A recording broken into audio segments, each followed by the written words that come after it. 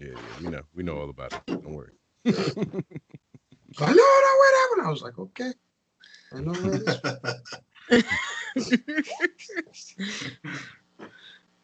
All right, hold on. Take a couple drags of this.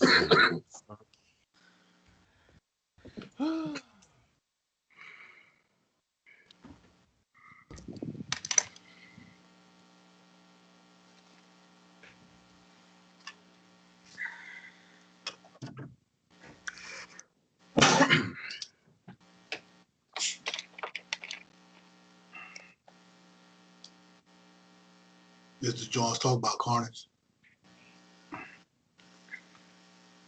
Yep, Snowball. Yep. That's the truth right there. I'm 8 minutes until showtime. Yeah, I'm doing it's pretty clear, nice. Mm-hmm. Perfect for podcast radio. Facts. Yes.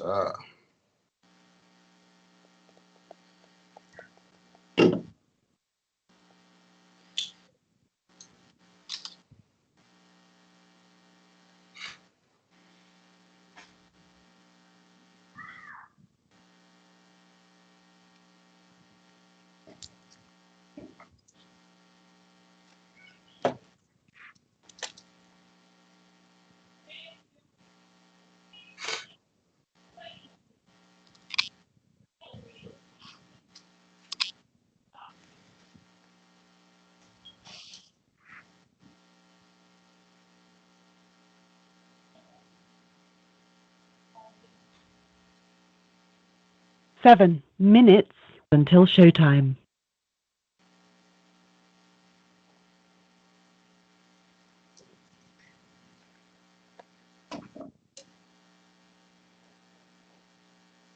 I'm scared. Crazy. Man, I did this for too many damn years to be scared.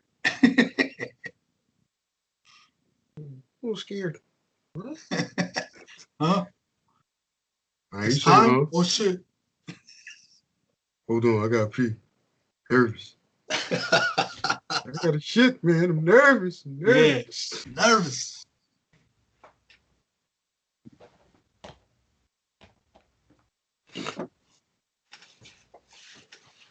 Butter on my hands, can't use my phone.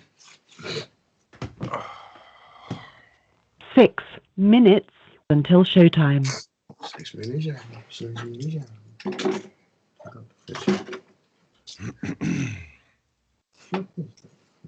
Everybody got their questions? Yep. Yeah. It'd be funny too, because when I get on interviews and shit, and somebody asks me, "Do you get butterflies when you get on stage?" I'm like, "I've been doing it for 20 plus years. I hope I won't get butterflies when I get on stage." Man, I still get nervous when the shit start up because I hate things going wrong. You know what? In that aspect, that's because you're a I still get that feeling in my stomach. You know, I used to think it was nerves, but now it's like I think to me it's I get excited when I feel that shit. Word on my it's like back in my mind, like, oh shit. Out front, I'm like, oh shit, I'm next. Yeah, it's on.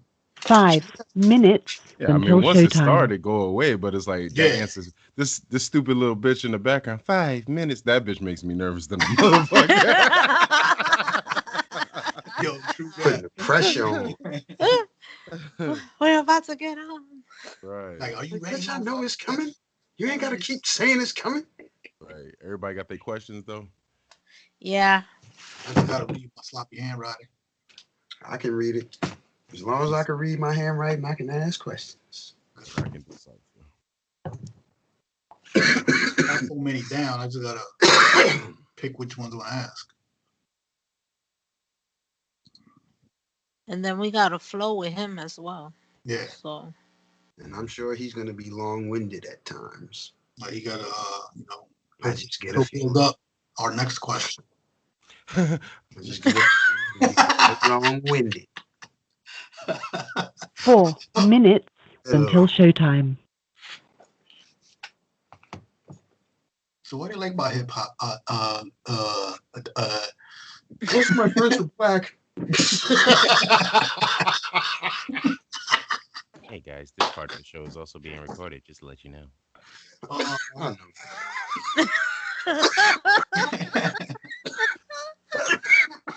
Fucking shit.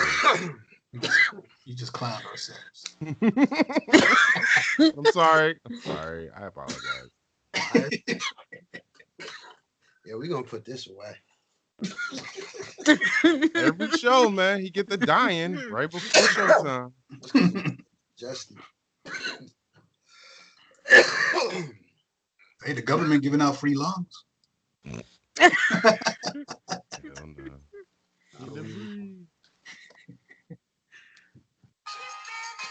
3 minutes until showtime. Cut that loud shit out.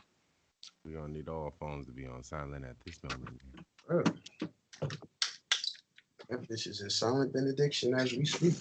Shit, my phone's always on silent. My wife get mad. What you pick up? I ain't hear the shit.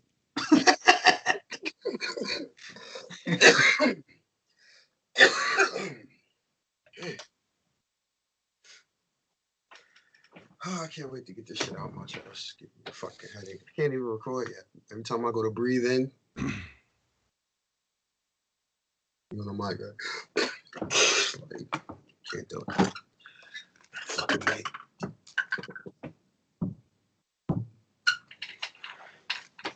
We got like 2 minutes.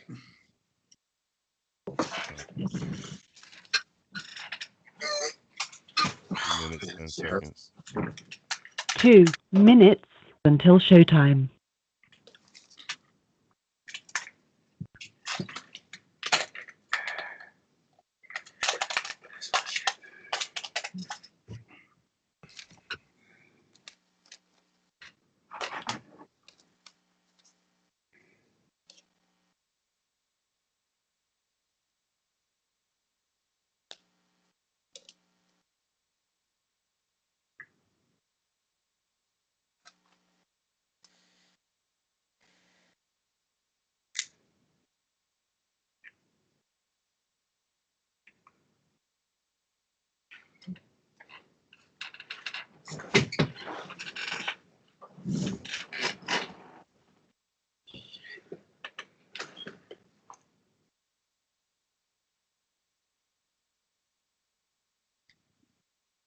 Mm-hmm. 1 minute until showtime.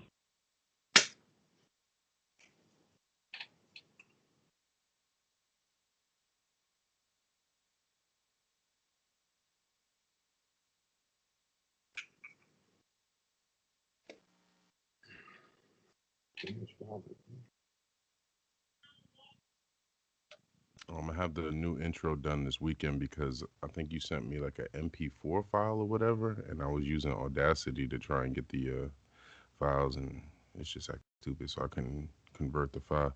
If you can, try to send me that in a wave form. Oh, one of them RAR shits. Who me? Mm-hmm. Yeah, I figured it was the M4 I sent. All right, I can convert that. That's no problem. I'm sending the high-tech shit. I would have had it done, but it was. Because I use my phone to Your do it. show will go live in 5 seconds. 4, 3, She said 2, 1. Blog Talk Radio.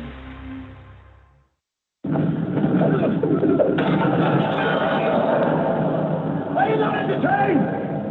Are you not entertained? So what you don't understand Is that why you are here? this is more than just a radio show. It's a way of life. Our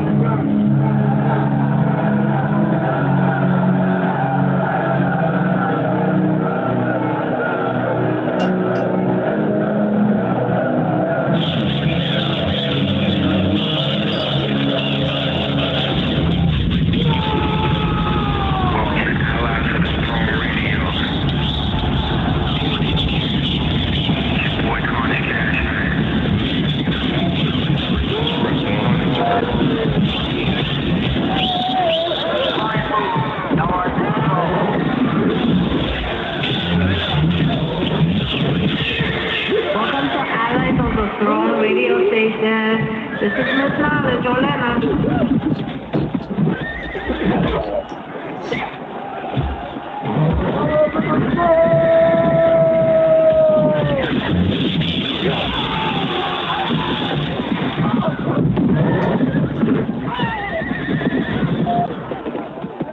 Send the infantry.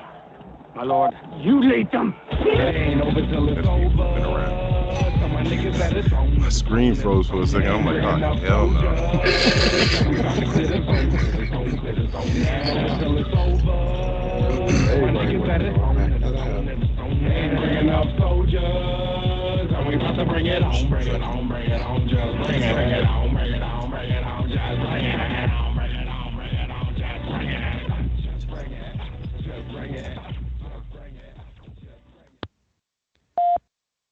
Welcome back, folks. It is Wednesday, November 25th. Happy Wednesday to everybody out there tuning in live and direct.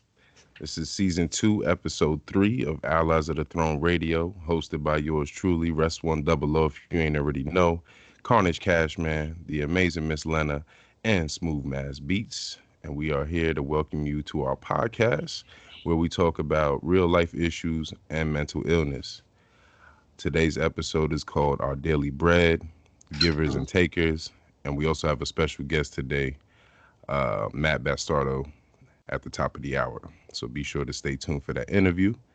Also like to give a special thanks to our sponsors, Rest100.com and Wave Runners Publishing, LLC. Because without them, we wouldn't have a platform to be able to speak our mind.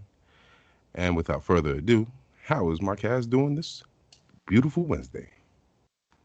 Great. Glad to be off. I know that's right, sister. Praise Right. Allah. Right, getting ready for this holiday. You know That's what I mean? right. So at least that's a good part of it, is being able to be off from slaving out here at the 9 to 5. You know what I mean? So that's always a good thing. But yeah, man, I'm recovering. My jaw's swollenness has gone down a bit. You know what I mean? I feel a little bit That's better what's about up. that. Nobody's asked, yo, how's y'all doing? Right, you know what I mean? For I was feeling like real. I was feeling like Kanye West there for a couple of days. You know what I'm saying? Spitting it through the wire and shit. That shit painful than a motherfucker, though. I'll tell you that. Mm-hmm. Yeah. Painful. Anybody else got anything new happening since Saturday? Not really. I feel Just like the my music leg is is always- dislocated. So just the music smooth. Yeah, music, graphics, like crazy. I'm about to quit graphics. It's too much. He said that's too much. It's too much. It's too much. right now. It's very demanding. It is. You know, you get people who want something done in a certain amount of time. Then when you get it done and you think it's right, then it's like, oh, And no, they you want didn't do it changes. right. Yeah. Do this and do that. Can you send me all 5 of those mixes? I like, you paid for 1, not all 5. Right. I was just giving you a choice. Yeah. Multiple versions and shit. But Right. yeah, I'm pretty excited because this episode will be our first special guest that we are bringing on. You know what I mean? So we get to really dish up some tough questions for him and really pick his brain, because I feel like what a lot of people don't understand is that, you know, on the surface, a lot of us who are artists, you know, we tend to go through a lot of different personal issues and things of that nature that people aren't aware of, and people don't seem to understand how we tend to deal with that or how we get over those battles. And you know, that's why it's important for us to talk about, because it's a lot of mental illness that derives from stuff that happens like that. So I'm pretty excited to talk about that guest. But getting right into the topic, givers and takers, man. Like, you know, with the holiday season, you know, right around the corner, it's pretty much common practice to be a giver. But of course, we have these viral, toxic people out here who are just takers. You know, they don't have any interest of giving anything, and it's pretty sad because a lot of people, a lot of good-hearted people who tend to give a lot, you know, get worn down, and they don't really they don't really get into their giving mood anymore once they've been burned by a few people. I'd like to ask all you guys, what would be your definition of a person who's a giver? I give whatever I have, Mm-hmm. even to the last dollar. Mm-hmm. That's how I am. Like living here in New York, there's a lot of homeless, so I will go and buy them a breakfast or lunch. Mm-hmm. I've done that without even asking. Like I will just show up with a bag of food. Right. Yeah, So And for me, it's no big deal. I always like to help because from my experience, you know, I used to work hard as hell for me to get smacked in the face and end up incarcerated or, you know, being dumped out and never got a helping hand. So mm, I know what it is not to have, you know, and I know the value of a dollar. right. So when I see Mhm. somebody going through that struggle, I get a flashback and I'll be like, man, I used to be that. And I always wish that somebody could come by and help me. Let me help this man out or this woman out. You Mm-hmm. know, I give what I can if I can. Right. And I definitely like growing up in poverty. I can tell you for a fact that like it's not fun, and a lot of people dismiss people who go through that phase in their life. And I call it a phase because I do believe that we all can overcome that sort of moment in our life by getting a helping hand or by Hmm. seeing a Mhm. path that is successful for us to follow. And like I said, I grew up, a lot of people, they got the EBT cards, but I grew up when we had the book of food stamps. You know what I mean? Like it was still paper at that point. There was no That's right. credit card or anything like that. Indeed. And 2 to 3 trips a month to the food pantry was common practice for us. So, when I see people out here who you really don't want for much, but can kind of look down their nose at somebody who is uh, poor or who is not as fortunate as them to be able to uh, experience the better things in life, it bothers me because I don't look at money and I don't look at the things that I have as any importance other than to help me get to the next level. I Mhm. know a lot of people who collect these things, who idolize these things, who are selfish with these things. Even with, my studio equipment and stuff like that, I always try to find other artists or artists who are struggling. I try to help them get to their next level and inspire them to go ahead and invest in their own career because it's a stepping stone, and That's right. we all didn't get to where we are just by dreaming about it one night and waking up like, oh yeah, I'm gonna do this. We seen somebody else do it. It was inspirational. So I feel like I inspire different people or different walks of life to kind of mimic some of the things that I do because I do a lot of things, but mimic some of the things I do in an inspiration to proceed to the next level.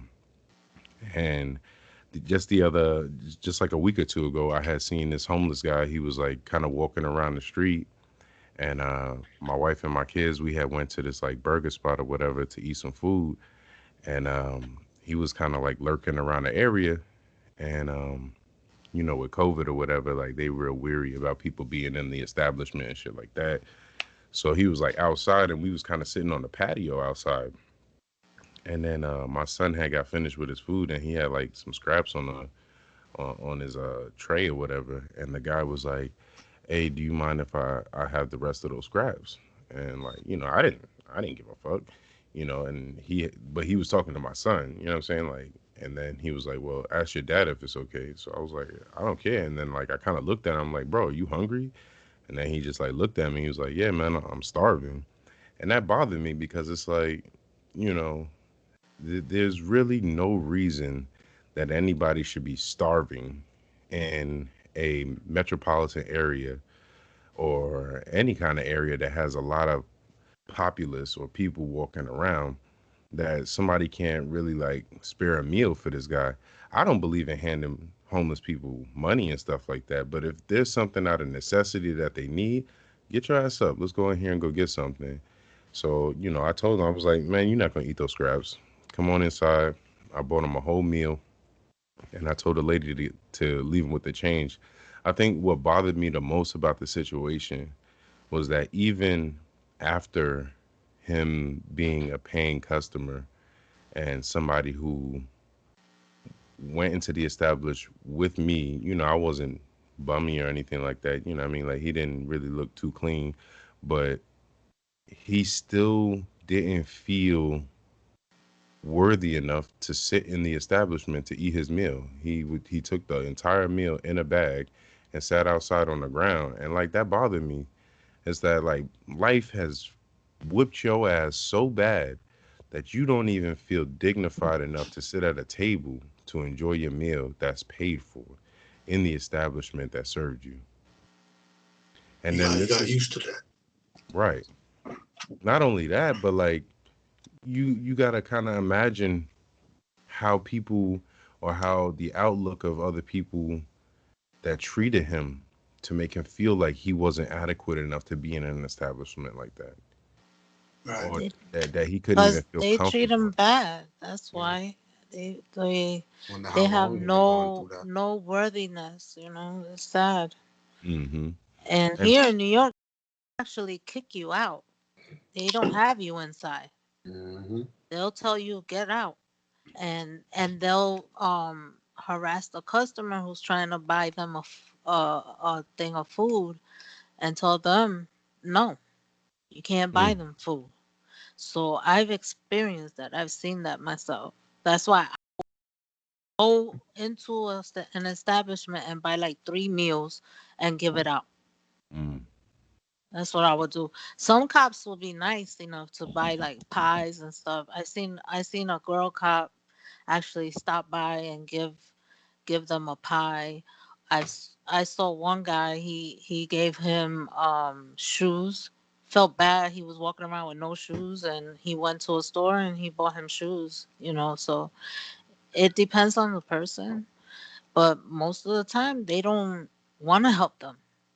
And right. even them, they get nasty.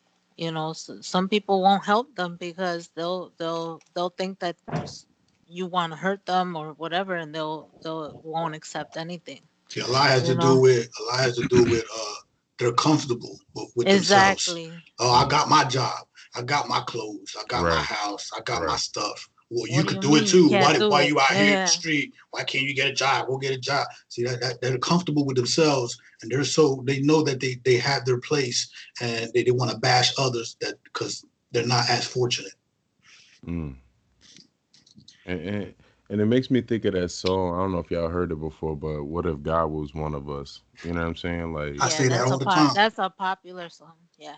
but I think about that a lot though. It's like, as hard as some of us try to live up to the status quo of a religion, or up to the status quo of some kind of depiction of an honest life or a noble life, the the things that you will be scrutinized the most about is how you treated your fellow man, That's whether right. you seen them as a Mhm. peer or they were beneath you as far as uh, poverty level. And it That's right. sucks. It sucks because some people honestly have not really witnessed the ugliness of their true nature. They look in the mirror and they put this makeup on, or they put a wig on, or I mean, guys do it too. I've seen barbers work Mhm. wonders. Niggas got a bald spot right in the middle of his Yeah. motherfucking head, and all of a sudden he got a straight line. Like, whoa, Yeah. whose man's is this? He got a rug pad on. Right, right. You know what I Mm-hmm. mean? But it's like, you go out and you feel good about yourself, and then you go piss and shit on the next guy, uh, who doesn't have that ability to uplift himself, or doesn't feel as if he can ask you for something. Now, don't get me wrong. There are that small selection of people who are drug addicts who would prefer to panhandle as opposed to get a job. But when you see somebody who's just like piss poor, this guy is like like he has the worst looking clothing in the world. Like you can't come up to me begging with J's on your feet. I don't Right, believe you. No, right. Right. Now, I seen that. Or You fresh, get yeah, a lot fresh of that cut, up here. In There's right, a lot of fresh here. you cut got with an cats. iPhone. Yeah, you right, got right, cats right. with You like out there J's texting, on. posting up on Facebook, selfies and shit. And be like, I'm Mhm. hungry, nigga. You ain't hungry. You got an Somebody paid IG. your phone bill. Somebody Right. paid your phone bill. Mhm. So I just can't. I can't respect somebody who will choose that lifestyle when there are people who are really dying out here. I mean, as soon as it gets cold out, I can only imagine, with COVID and everything going on, how many people are legit just going to be left out there with nowhere to live, with You know, nobody. there's times, even with that and that aspect, there's times where I think of how cold it is outside, even with my shirling on Mm, and my beanie on, I still cold. I'm like, damn, I can't imagine how some of these homeless people out here be living and how they strive to survive to live out in this stuff. You know what I mean? And then when I give out clothes or jackets that I never use, mm-hmm. I still feel bad because I'm like, damn, did I actually go to the person I'm thinking of? Did he actually get a coat? Does he have sneakers or boots? You know what I'm saying? Was his Right. hands warm? Like, I'll be stressing for that person. And it sucks because like they really don't have an option. That's right. They really. I actually seen a guy stuffing newspaper inside like his socks and his shirt and stuff like that just to create insulation. Yeah. And it's crazy because it's like you don't realize how cold it is until you see somebody going through those extremes just to keep warm. That's right. They literally burning trash in a trash can to keep their hands warm. You got people dying in their sleep because they froze to death. Yep. And nobody thinks about this. Everybody just thinks, No. oh, he can't get his life together. But what is he really going through? What kind of mental disorder? What challenges has this person faced in their life? You know what I'm saying? Yeah, that's another And thing. Nobody thinks of what made him, what had him go to that point. To that mhm, point, yeah. They don't care. They see the end result. That's all Hmm. they look at. Yep. and that's all they care. They like to judge the surface. Hmm. They judging books by the cover. And And I always think like that person that's homeless right now, like say I could be an ass and I'd be like, I ain't helping that dude. He could get a job, whatever. You know what I mean? He could be where I'm at or whatever, whatnot, talking trash. But little do I know, that could be that person that'll boost my business. He could know somebody that knows somebody. and some of these people are very intelligent. It's just that Yeah, they got dealt a raw deal, that's right. you That's right. know. You never know who you helping, though. Like say, yeah, I always tell people, man, like it's something, especially somebody beside me, and they down a person next to me. I'm like, yo, why you do that? I'm like, that's not cool. I'm like, what if you was in his predicament? Now, what if God made you do that to go through that? Hmm. Now, what you gonna do when you asking and you're wishing for that, what he's wishing for? Right, You know what I'm saying? right. Because what if you kick that person down? Now, think about it like this: what if God came down, kicked you down? What you gonna do then? Hmm. And he will. He will. Exactly. As soon as you That's think why you're on you that high can't. horse. That's why you can't make fun of things because the tables always turn. And Mhm. it I doesn't even tell have to people be. It that. doesn't even have to be homeless people either. Because No. I could I No. could I could see somebody be like, "Oh man, my bad. I didn't know my car was declining. Uh, I thought it was just so and so much." I'd be like, "I got them. How much is it? I got them. You know, I'm that dude. Just because I know how it is and based on my experiences, I'm that dude. Whether you're homeless or not, if you need that help and I got it, I'm gonna hook you up. Right. You know what I'm Hmm. saying? Or Good. or or even if somebody, even a young boy out in the street, selling mixtapes and shit, and he got no connection. He's like, oh, I've been trying to hustle CDs for 5 years. 5 years? Let me hook you up with somebody. I know somebody that might listen to your shit. Hmm. He'll mess around like you. And in retrospect, you don't think like maybe that kid selling mixtapes was trying to avoid having to sell drugs or having to Exactly. rob somebody or Exactly. do Exactly. something foolish to go to jail. That's Right. right. But again, our culture, we tend to dismiss these things. We tend to ignore them. Yeah, a lot of it's ego, pride. A lot of it is deep-rooted training, psychology. Yep. Like, Now, I know you go. I know you go to the mosque, right, Carnage? no, I'm in a Morris Temple, Morris Science Temple. Okay. So does your temple tend to see like a lot of like the poverty and stuff like that going on, as far as like going out there and doing different missions and things of that nature? I mean, being in California, you see a lot of it. And I remember a couple of years back when I traveled out to California. I was in Southern California, so you really get to see exactly what it is with cats wandering around looking for work. You got half drunken Navajo Indians trying to sell you soft gold. Mm. It's just crazy out there. I could just imagine what it looks like out there now. Like 29 Palms, Cathedral City, Mm-hmm. Mexicali. Like there's certain spots out there where they just got certain areas that's just it's everywhere you look. Right. Now, what do you say? What do you say to somebody who you feel like would fit into the more culture that you see like that? Um, to see somebody like that would fit in the Moorish culture, that would usually mean that he's probably not studying. But other than that, if he's having like financial problems or problems where he's got no place to stay or something like that, like we reach out for our brothers, we don't leave them. So Mm-hmm. Mm-hmm. he's definitely not going to be that way for long once we get to him. Right. So you would say that it's more of a tightly knit community to where y'all not gonna allow somebody else to fall like that. Exactly. Mm. Like we definitely look after each other. Right. Well, we're gonna take a little music break right now. Like I said at the top of the hour, we got our special guest, Matt Bastardo, coming in. We want to talk to him, pick his brain about what it is to be an artist and then a father, so on and so forth. Because it's not an easy job. It's something that you got to multitask, and it's a lot of mental stress that's involved. So stay tuned in. This is season 2, episode 3, Hours of the Throne Radio, and we'll be back.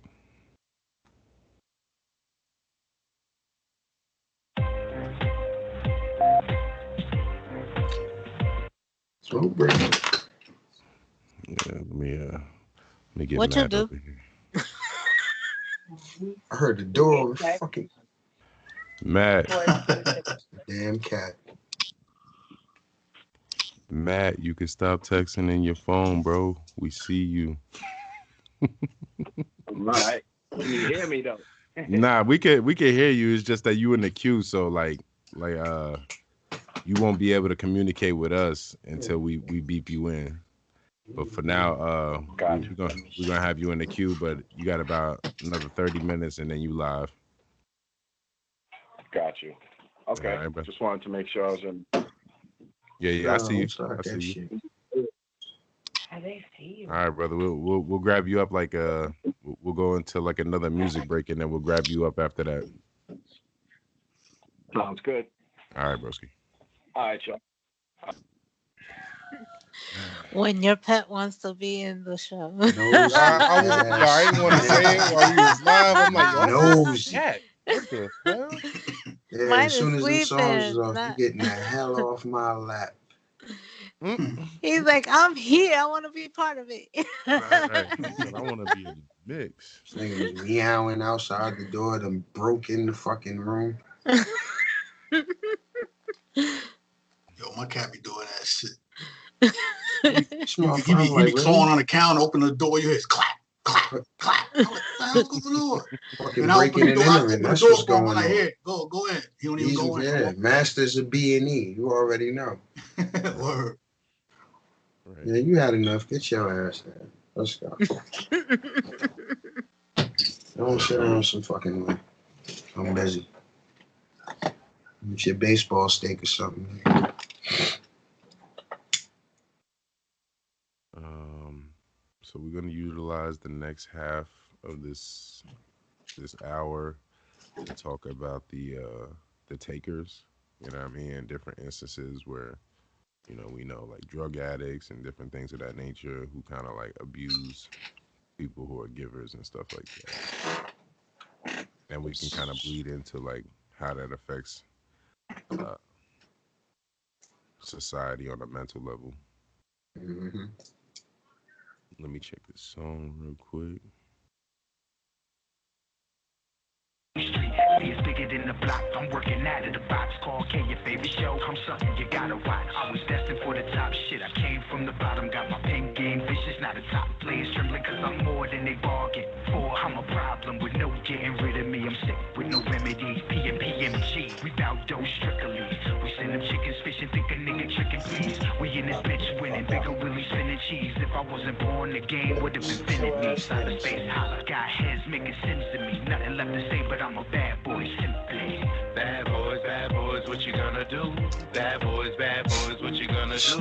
What you gonna do when they coming at you? Tell me what you gonna do when they at you? Bad boys, what you gonna do?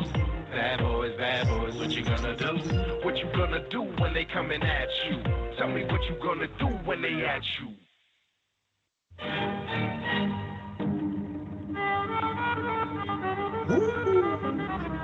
Let's go. Fuck those who despise me. They wish that I would stop, but I won't till my pockets are lying more bands than Woodstock. Rhyme like an AOTT with the bump stock. While your buzz is one jammed up, you wish you could pop. Out here calling everyone dick riders. But these rappers box are drenched in your saliva. There's nothing wrong with youngins having someone to admire. So watch where your poor gas can't handle the fire. For the Velveeta, we do more flips than a leader. Make something out of nothing, grind games off the meter. Leveling up, we can't serve you bottom feeders. But those who deserve the freedom, future leaders. Watch how beautifully they transform. Then it's there, turn the white shit out like a sandstorm. We're not here to leave any man scorned, but in a self-defense case we'll have you soul torn. We putting in work while you do the reverse. Got my go-getters going berserk. That's for better no worse. Time ticking, I ain't wasting a minute. Time spinning while I'm pinning the verse. Drop a gem in disperse. Late night to broad day, always on a gig day, no off days. Triple my work. Get it how you live it, get your business halfway, finish last, you mad, cause we coming in first. Round the clock movement, always in position. While you catching thieves, I be catching licks slipping. In the lab, checking up for the next shipment. Or the hit, not a head nod for the listener. Audio king cooking that top notch. That make the brothers act fool, scratching the skin splotch. Get it straight for the day, they see in my skin box. Same one, well wishing, begging for 10 spots. Wanting to shine, no part of the grind. You ain't built for these shit yards, don't waste your time. Only the village survive, strongest survive. The rest of you left, overwhelmed and buried alive. No fear if you in the ride, over progression got me focused. Doubts never enter my mind, I rise. Like the sun do, get low like the moon loose. 10-minute break, blowing smoke through the moon roof. We putting in work while you do the reverse. Got my go-getters going berserk, that's for better no worse. Time ticking, I ain't wasting a minute. Time spinning while I'm pinning the verse. Drop a gem in disperse. Late night to broad day, always on this gig game, no off days. Triple my work. Get it how you live it, get the business halfway, finish last, you mad, cause we coming in first.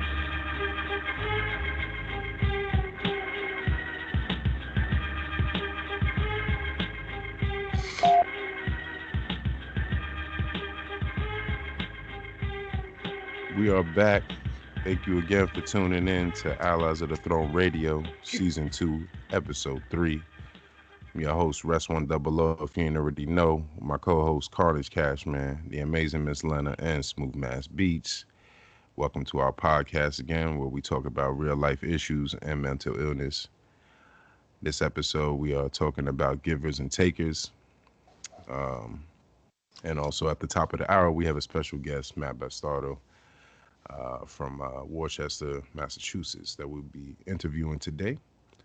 But getting back into the topic, so we discussed in full detail, the givers and the people who are honestly needing people who give, especially with the holiday season coming around, this, that, and the third. How it's more important to give than it is to receive. But on the flip side of that coin, we do have people who are takers who literally take everything, money, energy, life force, you name it.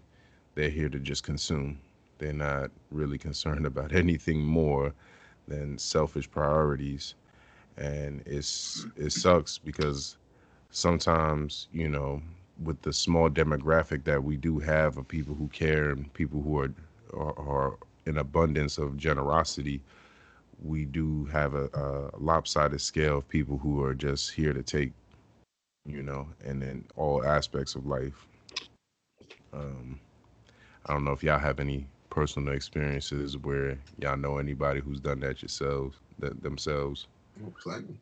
Yeah. Definitely. I mean, you got people that either take from you financially, take from you spiritually. People even steal your life story and try to tell it like it's theirs. Yeah, first excuse is let me borrow this. Can I get this real quick? I got you, but the got you never comes back. Mm-hmm. Well, he got you all right. Yeah, Right. he got you good. It's funny that brings to mind. I just watched a skit from one of my favorite comedians just the other day, Dave Chappelle, and it's almost sad to watch him do comedy anymore because although people are laughing, like you could hear like the hurt and the Yeah, pain in his voice Mm-hmm. just from the Mm-hmm. shit that he's experiencing. And the main idea of his last skit that I watched was the fact that they are still utilizing his material to make revenue off of, and he doesn't receive any royalties from it. Right. Now he did make it Yeah. clear that it was stipulated in the contract, but from a morality standpoint, doesn't make it right. nope. And I think not only as a comedian that affects us, but as artists as well, as managers, as producers, as engineers, as art designers. This is what is called intellectual property. This is something that Mm-hmm. you created. This is something that has your name, signature, and everything tied to in some kind of way, shape, or form. And then because somebody with the proper legal team who saw someone in desperation decided to bind you into a contract that they can reuse and keep using this intellectual property with or without your consent to earn revenue from with no negotiation of paying you back. I think it's fucked up because the only way you're going to put somebody in that kind of predicament is if they don't have anything. Mm-hmm. And in essence, you create the modern day slave because now this person can get a small cut or a small piece of change and experience just a small taste of success and then lose that based on a mistake, but know that their work is still being utilized to generate revenue and they won't see any of that. Doesn't make it right. Well, No, it doesn't. here's the problem with that. When we're talking business, we talk contracts, we talk negotiation. This provides a seriously gray area for a lot of artists for the simple reason that a lot of them are not educated. It Mm-hmm. comes to business. Mhm. So, being that the businessman who's offering the contract knows this, he also knows where set artist comes from. So he knows, I throw a little money in his face, he gonna sign this contract and not even look at it with his mama and his lawyer sitting right there. Right, cheering them Yep. on. You know he's vulnerable. Mm-hmm. Exactly. Right. And see, the problem with this contract that nobody reads is basically what it is, and I'm gonna just give it to you in a nutshell. What it basically says is, I like your idea, I like what you're doing, so I'm gonna put up all the money to make sure that we put this where it's supposed to be. Now, once it starts making revenue, I gotta get my money back first because I put all the money into it. Right. Now you're gonna get a little bit, and we're gonna make sure that we put you out there in the street and on stage and everywhere so that you can, put a little change in your pocket. And then we'll send you out on tours and we'll send you off to do expensive videos and so forth and so on. But what he really never looked at in his contract was now once we pay for all of this and we start paying you and everything else, we pretty much own 80% of what you're doing. Mm-hmm. And as far as the other 20%, well, we have an irrevocable contract. So that can be renewed every 5 or 6 years. Right. Now, I understand from a business perspective, uh, the investor, let's call him that for now, the investor Mhm. recouping assets for said endorsements or videos or advances. What I don't understand is that why is there a need after that part of the negotiation has been met? Do you still need to continue to bleed this artist out? Well, the thing of it is this: once they put you out there and they see how it's going, well, they're not going to pull you back in and be like, all right, we've recouped all of our money. We see that this is going to be lucrative, so we're going to let you go on. You're going to get all your royalties now because now you can afford to do X, Y, and Z. That would be like letting you go. Mm, That's letting the cash drawer run right out the building. mm-hmm. And they're not gonna allow Pretty that. Not much. at all. Right, right. And And anyone that looks threatening to you or sounds remotely good enough to maybe upstage you, they will sign them and sit them and mm, have them working with you on your right. projects. And I kind of feel like that's why there's been a major influx on the independent market, Mhm. because even with these live streaming platforms, like I've seen Spotify in the news and constantly in battle with artists because of the percentage that their shareholders Hmm. receive in retrospect to revenue and royalties, et cetera, et cetera. And it's pretty fucked up, you know. It's fucked up to know that somebody who I'm not gonna say all artists, but I'll use myself in particular. Like I use my life in my music. So when I'm talking about that, that's not some shit I just thought of one day and Yeah. Hmm. hey, this is how I'm feeling because it's Wednesday. You know what I mean? Like that's some real shit that I went through that it's a once in a lifetime experience, but it had an impact on me enough to leave an impression to where I felt like I needed to speak about it. And a lot of times with my music, again drawing this back to mental illness, i Hmm. feel like I feel like with my music, if I don't self-express that way, then I kind of cluster up and I want to explode, you know. So like a lot of people would be like, yo, Rest, you sound so calm and collected, but like when you on a track, you like explosive, you got a lot of, you know what I mean. You got a lot of energy on the track. That's Hell how you yeah. express yourself. Exactly. So that's Yeah. that's my release, because a lot of people don't understand that, like, as a black man in this country, I can't do that a lot, because if I do, I'm labeled a threat, A and threat. I'm liable to be gunned down on site. Like, oh no, this nigga's out of control.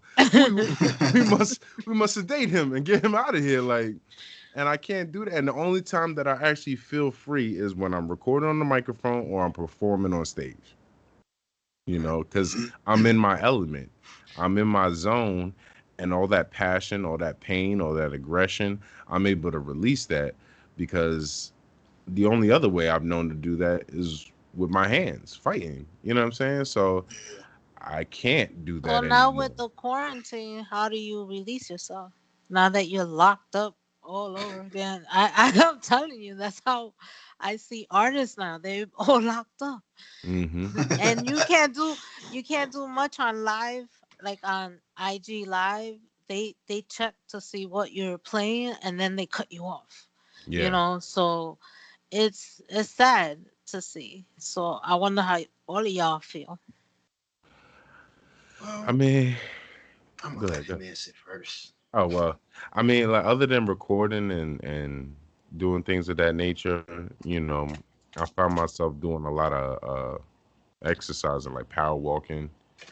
I'll go on like a 2.5 mile hike, and then literally you know, just one foot in front of the other, because I you feel bottled up. You know what I mean? You don't feel like you can go out and chill around some cool people because Right. fuck, might be COVID positive. You know what I mean? Like, oh Yeah. shit, let me go hang out, and I might have a death sentence on my way back. Like, when you True. gotta contemplate doing that, it's a little more stressful. But like, I think a lot of people who aren't accustomed to doing physical activities or doing something else other than hanging out and going to clubs or bars and stuff like that, they're really struggling with this because they've been so accustomed to that lifestyle for so long, and now it's like you're not allowed to do that. And eventually, we got a little bit of taste of it this year, like the neighbors snitching on people, like, oh, they're Mhm. over at their house and they're having parties and they're doing this. It's gonna get worse, especially with social media. Oh, you on IG Live and you hanging out at the park with them? You're gonna have them. They're gonna track Contact you trace. down. Got Yep. your location, and then you're gonna catch a fine, and then after that is imprisonment, and so on and so forth. And then it's just a Right. perpetual wheel of showing disobedience to our government. So Modern see, day slavery. Mhm. Mhm. and that's all they want us to do is be consumers. What are some things y'all are doing to kind of like release? I continue with my beats. I just keep making beats, and I throw music just to throw music. Like I'll spit a verse or two, make a song or two just to throw out there. Nothing concrete as to, oh, let me put it on all platforms and on the business aspect. Hmm. Sometimes I just want to throw a song out there just to throw it out there Right. because it's weird sometimes where you can't just talk to anybody about your shit or what you've been through, but you can express it on a track and Yeah. they'll hear it anyway. You see what I'm saying? Right. And then also I focus. I'm like, you know what? I can't go out. I know the stores are closed right now because they got this lockdown shit going on. Let me focus on my kids. Let me bring out some board games. Let me do some old school the way I used to do it when I was a kid. Hmm. So I'm showing what we went through and how we had fun. You know what I'm Right. saying? As opposed to having tablets and, oh, let me go get a charger. Oh, my tablet's dead. Shit like that. Yeah. Carnage. You already know. If I'm not in the studio, partnered up with a couple guys with this new business, the goods, making all natural beard butter, beard oil, body butter. So I stay pretty busy now. If I Mm-hmm. feel like I need to go outside, I mean, on my street is pretty quiet. So early morning, late night, whatever. Just take a walk around the block. But it's mainly out of necessity. Yeah, Yeah. I mean, gotta stretch, gotta get out, gotta get fresh air still. Right. Yeah. I mean, there's times where if I need something, I look in the pantry, be like, oh yeah, it's my chance to go to the store. Let me go to the store real quick. You know what I'm Yeah, saying? excited to go to the store Yeah. Let me get some now. sunshine, some fresh air real quick. Yeah, because I Right. mean, the way they got it now, shit, even 7-Eleven You know what I delivers. mean? Yeah. And then I come back, I'm like, all right, what am I gonna do now? I'm tired. I can't make beats all the time. I get tired of it. You get bored. You know what I mean? Or let me play an Xbox game. I haven't played in like 2 years. Let me play one now. Right. You know Hmm. what I'm saying? Or I find something to I gotta fix. Or I gotta build around the house. Hmm. Then I'll get into that. Wow. What are you doing, Lena, to keep your mind from wandering? Well, I meditate, I journal, I Hmm. listen to music all day. My YouTube, reverb, everything is going on. you know, because I caretake a mother with dementia. So, and she's bedridden. So, most of my time is either I'm working or I'm taking care of her. So So, how that's how does that affect you on a mental level, caring for somebody with a mental illness Mm. around the clock? Because I which know some which people is get a break. interesting because I'm a survivor of suicide. So, you know, it actually, I wouldn't suggest it for anybody, but it actually activated me to live, because I the time in psych. I did all the necessary counseling. So I utilized whatever they taught me. So Hmm. most of the time, the real thing that I really enjoy is journaling. So I let it all out on paper. Hmm. So, and I look back on it. I read what I wrote like a year or two ago.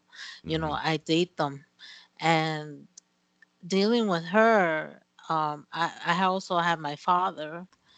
He had Alzheimer's. So Hmm. watching each one deteriorate, Yeah. it was intense. Because my father was very independent, and then he had to go into having people taking care of him. That was the hardest thing for him Hmm. because he's not one to ask for help. He's the one. He's the man. Hmm. Don't and then seeing that he was such a macho person, to have women take care of him was intense.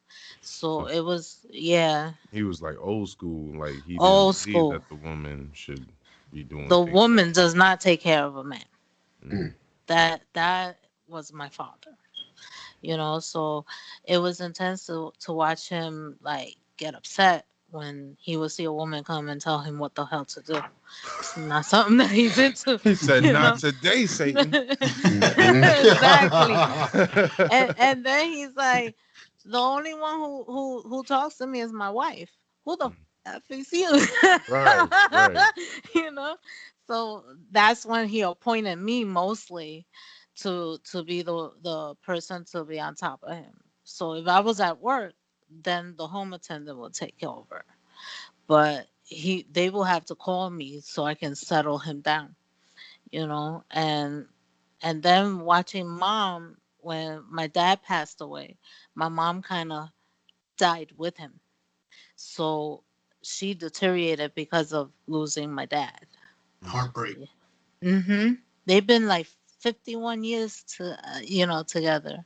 Come Wow. December, it's gonna be 52 years. And it's like she remembers those days, even with her dementia. She remembers he's not here. You know, so So it's interesting.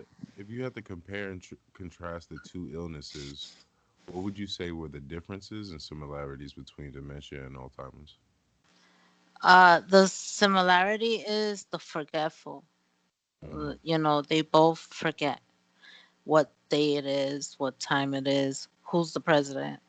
You Hmm. know, but as far as Well, it's probably uh, a good thing that they forget this president because this nigga yeah, he was Yeah, pretty he much. 2020 was the worst. right, right. you know 2020 was the year of the L. So Yeah, it was yeah. pretty bad. but that's what they did. It was similar, but at the same time it's not. And dementia, she sleeps, and then at night it's like she's talking to her past. She Mm. talks to people that she grew up with that no longer here.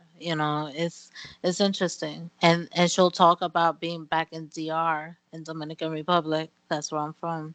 So it's like it's just weird to watch both of them.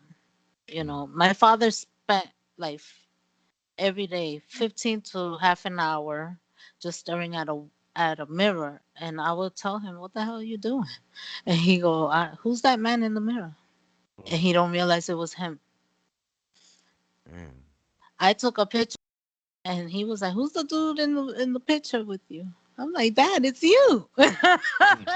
you know so it was interesting to see that It's he got to didn't. be almost like a scary like Twilight Zone for a lot of them Yeah. to experience that because it's like like for you to forget what you even look like what do you think you look like at that point? You know what I'm saying? Mm-hmm. Parts of your life just missing. Hmm. Exactly. Like he couldn't remember names. So my mom covered it up for years because we believe he had Alzheimer's like early 30s.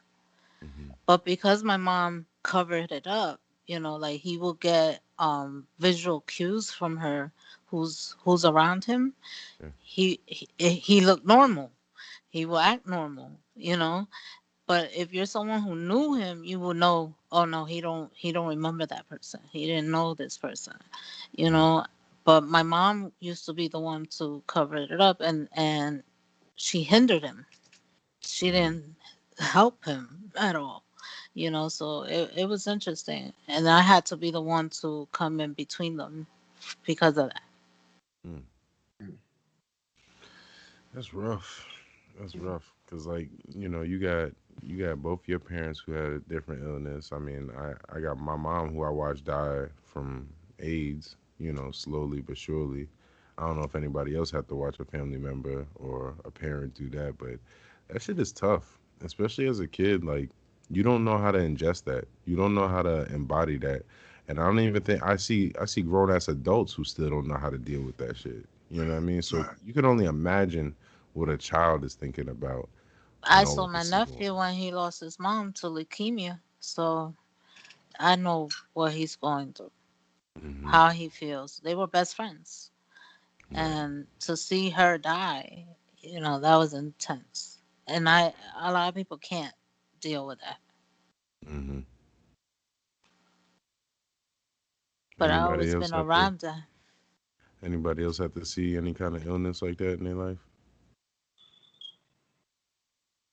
I see my aunt. She was a skits, hmm Mm. and she's spazzed out of nowhere for no reason at all, and went at people for no reason. I know you from this so and so and such, but she just met him that day. Mm. She just spazzed out, and she was just, I don't know, she was just crazy. Like I looked at her like, whoa, like I don't know what to do right now.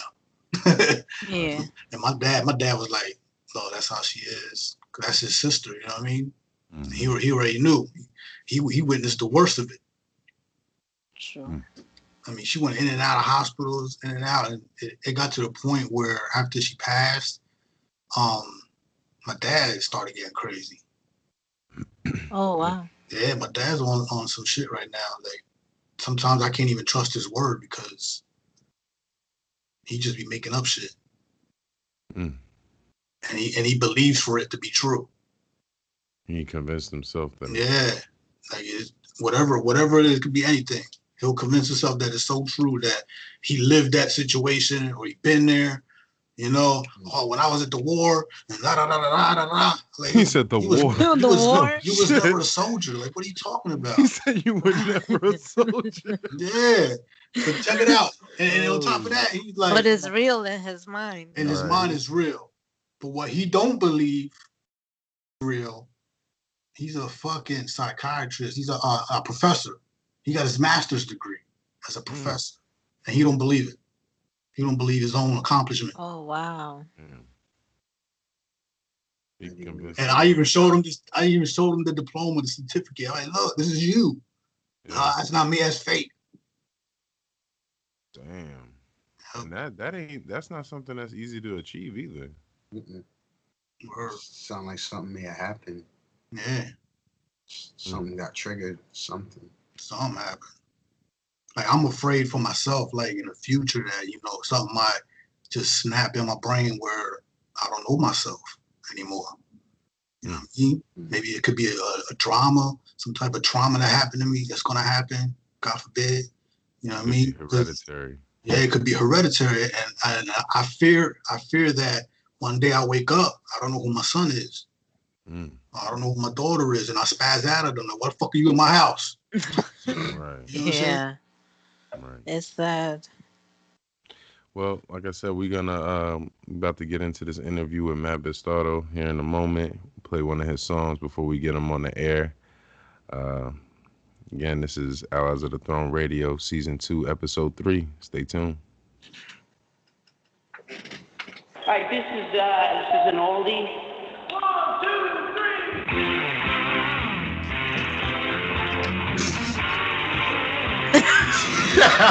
Don't say Wait, nothing, Cardi. Don't you say a damn thing, all right? wait, Believe that man. I hold heard up. that song already, so He said, so I know what to expect. Yo, Matt. that's my brother. I heard most of his shit Yo, already. yo, All right, brother. We about to peace, pull you peace. on the air, man. We about to pull you Peace. on the air right after this song, bro. Sounds good. I'm ready. I hope so, because we got some heavy hitter questions for you. Ain't gonna be an easy one now. Okay. We got prepared. We read your responses, and I mean, a lot of people, they vaguely talk about certain topics, and they don't they don't go into detail about certain things. So that's why we here. I will do my best. All right, no problem, man. Uh, Be yeah, authentically you. that's the best. That's the best you can do. You got any questions or concerns for us before we get you on the air? Nah, as long as I'm in there, we good. I was a little concerned I couldn't get in. Oh, you was in. People Just couldn't call in. Yeah. Yeah. They can call in and do the same thing that you did to get put in the queue. We'll see them, and then we'll pull them to the back end of the show, and they'll be able to. Nah, I'm just acting like I was hearing old shit all the time. It just came in from left field somewhere. He's doing the Phantom Menace right now on his phone. Yes, he's coming in and out like a ghost. Right. The ghost of smooth mass beats. Yeah, man. Let me pull up my questions now while we over here in the backstage and whatnot. Yes, sir.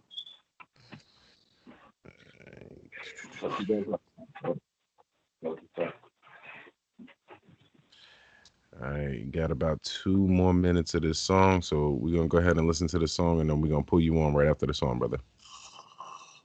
Sounds good. The power of after Atari, we had Nintendo. Even Matty Bastardo couldn't get no endo. All we had was Alto. We ain't had no cell phones. Just Nike Cortez or Gazelles and Shelto. Oakley shades and them hot top fades. Never heard of no cushion, no purple haze. When President Bush was George Jr.'s dad, and the mad said rap was just a fad. Now it's 30 years later, and you still just a hater. The guy that came up with Luke and Vader. Damn, look at Bill Clinton, man, that dude was pimping like Tony Soprano mixed with Homer Simpson. So many close predictions, I had to post and listen, and I had to come back for one last mission, cause 2020 funny, but I still Mac locks. You can jack a beat, you can jack a rhyme. The future's awful mess. I gotta hack your mind. Come along for a ride, I'll bring you back in time. You don't need money, you don't need fame, don't need a credit card to ride in this train. Hallelujah, man, it's a matter of time, and I'm here to blow your mind. That's the power of us. Can you feel it? The power of us. This tape of yours is great. You've got to send it into the record company. It's like Doctor. Yeah, I know. If you put your mind to it, you can accomplish anything. That's good advice, Marty. What if I send in the tape and they don't like it? I mean, what if they say I'm no good? What if they say, get out of here, kid, you got no future? I mean, I just don't think I can take that kind of rejection. Jeez, I'm starting to sound like my old man. Great Scott. Oh, this is heavy.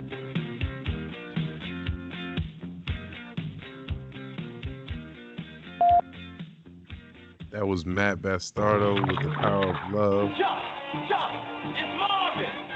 Your cousin, Marvin Berry. You know that new sound you looking for? And this is well, listen season to 2, episode 3 of Allies of the Throne Radio. I'm your host, Rest100. If you ain't already know, Karnage, Cashman, the amazing Miss Lena, and Smooth Mass Beats.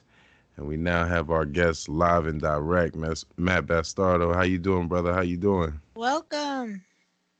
Peace. How's it doing?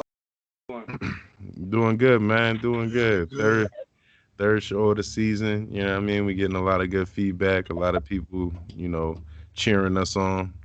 They want to see this reality stuff pop off for us. So, we're trying to keep it interesting for them. So I will congratulate you for being the first guest on the show.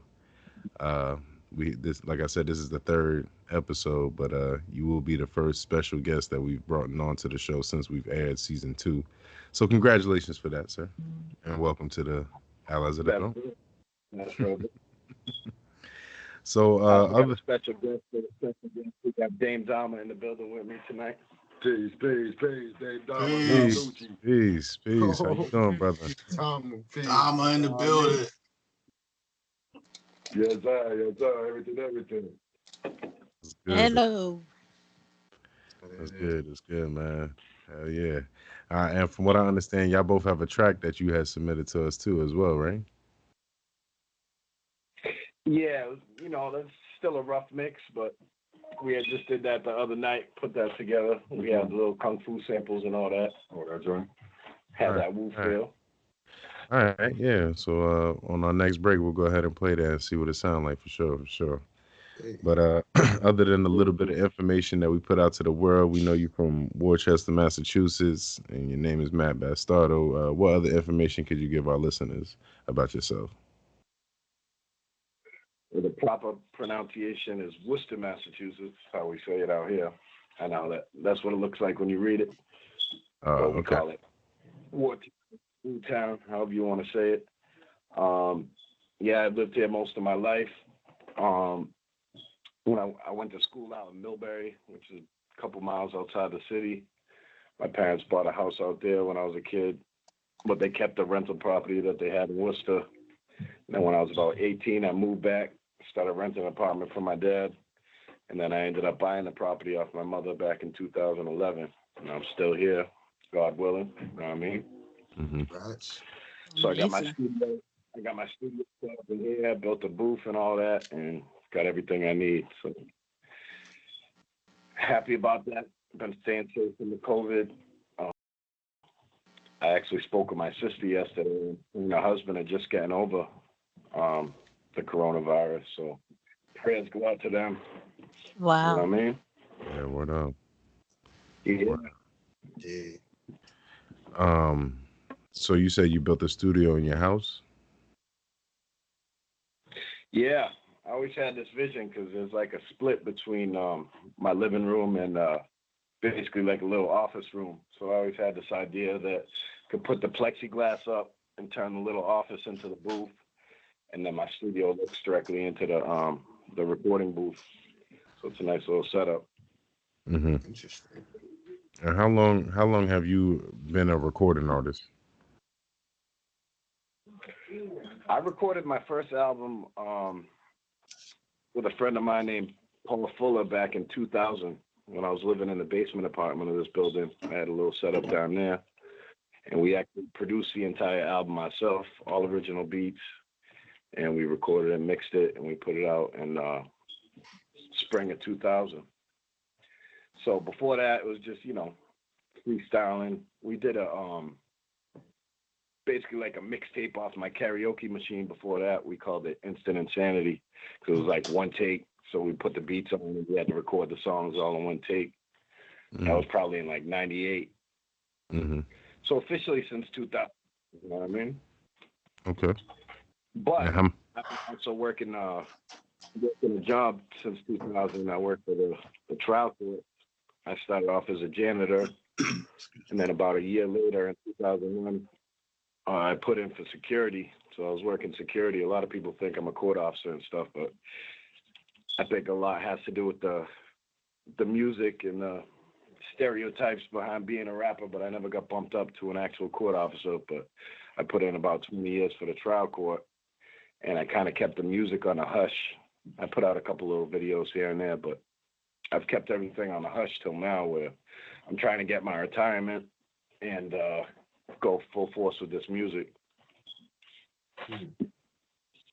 Interesting. Yes, sir.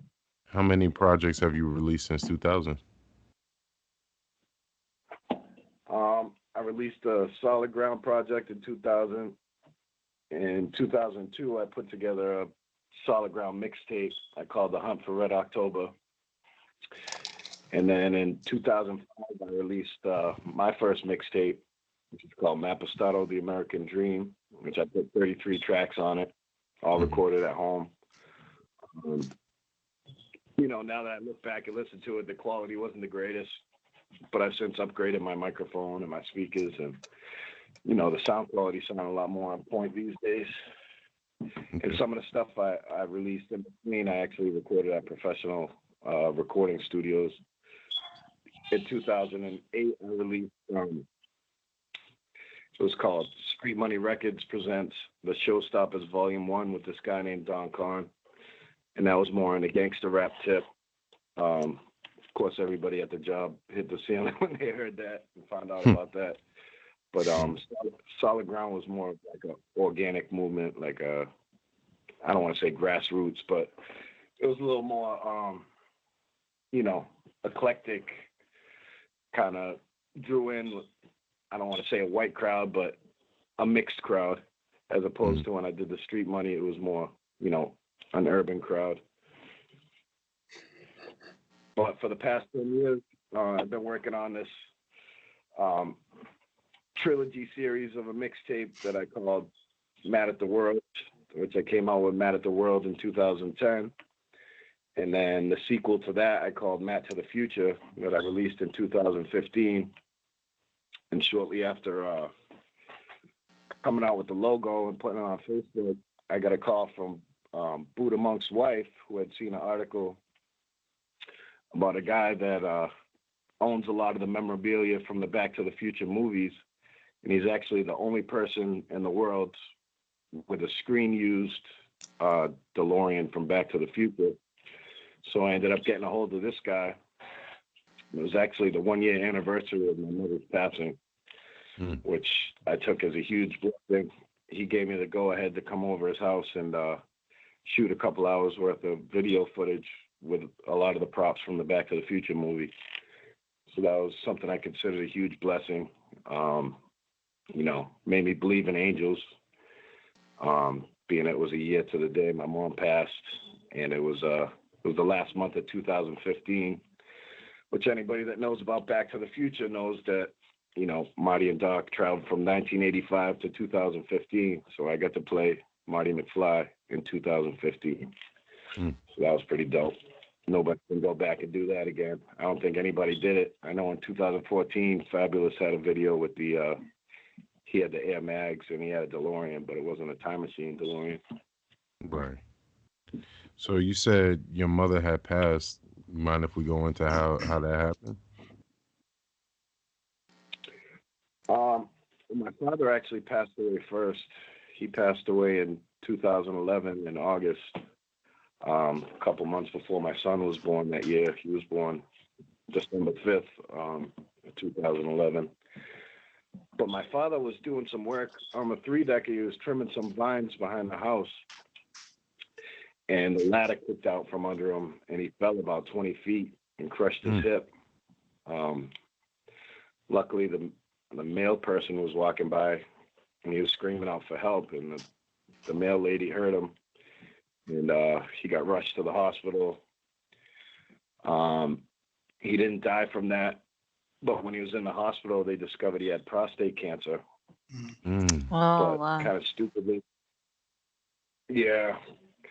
stupidly, the doctors suggested that he rehabilitated his hip before they started the chemotherapy on his prostate cancer. And by the time the hip was rehabilitated, the cancer had spread throughout most of his body, and he passed away within months after that. Wow, sorry to hear that. So he couldn't do nothing before that rehabilitated hip? I mean, that was the doctor's suggestions, I think they should have worked on the cancer first, to be honest. Right. But that's the way the cookies crumbled. And my mom, she went into a depression after he passed away. They were each other's everything. And, they say the cause of her death was chronic COPD from smoking. But I blame it more on a broken heart and her just stop caring to live at that point. Yeah. Although her grandbabies did bring her much pleasure towards the end of her life. Mm-hmm. How many children do you have? I have 2. Okay. I have 2 that I'm sure of. Wait, you said that you're sure of? What does that mean? That was a quick We need to have an episode of Maury on here. You are the father? Not elevated quickly. I haven't got. I don't know for sure about that one. I've never seen the baby. I tried. I went out and bought the baby diapers and Jordans and outfits, but I've never met that baby, so I'm not 100% if it was, I don't know. I can't be too sure about that one. But I tried, you know what I mean? I always try to take care of my responsibilities, especially my children. But that was just kind of a one-night stand that turned into a situation. Well, at least you still And try from what I to step up understand, to the plate. Yeah, exactly. You're a yeah, father. no So doubt, would no that have doubt. been the so technically speaking, that would have been the youngest of the three children? That would be the youngest, yeah. Okay. All right. And the other two children are by the same woman or different women? Yeah, my other two children are by the same woman. Okay. Okay. And how's the relationship with you and their mother? A nightmare. Just Oh got my Pandora's God. box over here. For real. Yeah, get a break. Y'all going in. So Yeah, I'm Going pretty through sure war right now, huh? I'm pretty sure at one point that there had to have been some kind of connection for you to create these two lives. There was a lot of people say, you know, I know how much you guys loved each other, but I don't know. It happened so quick, and it turned bad pretty quickly too. So, you know, I stuck in there long enough to have the second baby. I could say that. Mm-hmm. But when she was 1 year old, I decided to part ways. Wow. A lot of fighting and nonsense, and you know, she was about 10 years younger than me, so we didn't see eye to eye. Kind of a different And viewpoint on life. pretty much, we come from pretty much the same neighborhood, just you know, totally different families Mm-hmm. and stuff like that. So It with is all what these it is. We with all still these co-parent. obstacles that are going on with you, how do you find the time to, like, you know, throw some music down and you know, is it based on your experience or? Well, having a home studio all those years, it ain't hard to find the time at night and stuff like that. So I always worked on my music in between. You know, I even tried to get her involved in the music because she wasn't very supportive of me doing shows and reviews and studio time and all that. So I got her involved.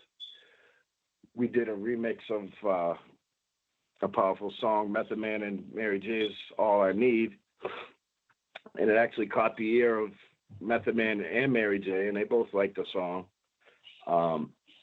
I built a little relationship based off that, and he had me come out to Staten Island to the meth lab a couple times, and you know, during one of those visits, they had mentioned that they were looking for a female singer to do a song with meth, and I mentioned, you know, my baby mom, and they ended up messaging her directly, and they suggested that we came back that Friday night, and she was like, "Oh, this Friday I can't, I gotta work, sorry."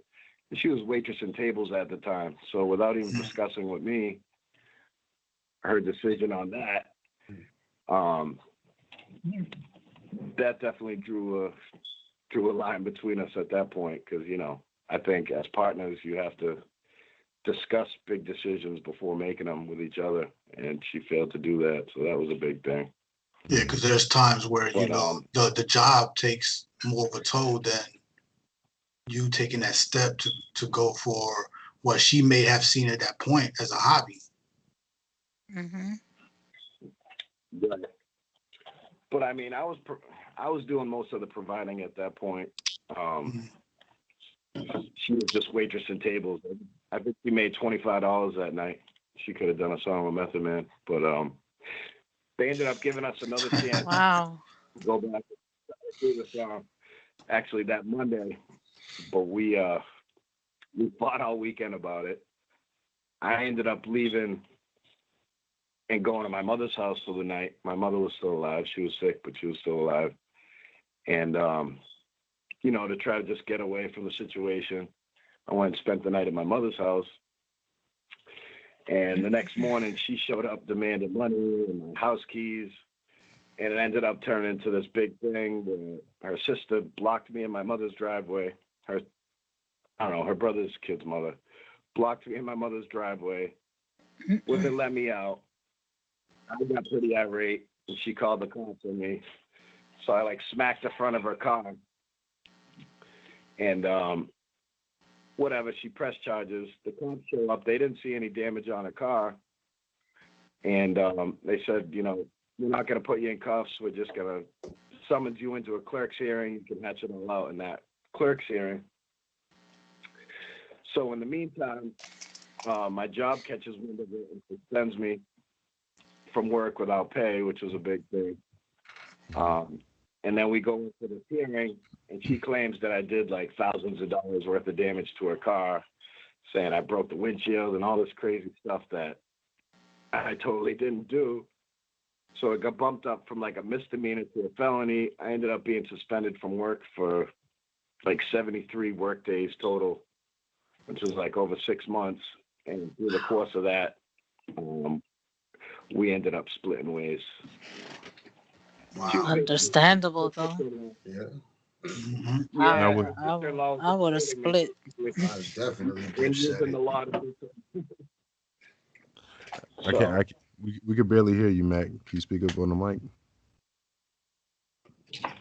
Can you hear me now? Yeah. Yeah. I'm a little closer now. Yeah. But now I was gonna say with all that confusion going on during the relationship, what is your perspective on her as a parent after the relationship? Because I'm assuming y'all not together anymore. No, that was basically our final chapter that I was just talking about. Mm-hmm. How do I view her as a parent? Right. She keeps the kids looking good, well dressed. They always look good. But unfortunately, there was a situation in 2017 where my daughter was viciously attacked by her boyfriend's pit bull on her legs. And oh my God. On her leg? On her legs, both legs. She had to have about 30-something stitches. Yeah. And she kept the kid's pit bull around after the incident, which I thought was extremely negligent. And of course, she wouldn't listen to me to get rid of the dog, so I ended up having to take her to court. And through that, I was awarded full custody of the kids. Because she refused to get rid of the dog. She was extremely negligent. Yeah.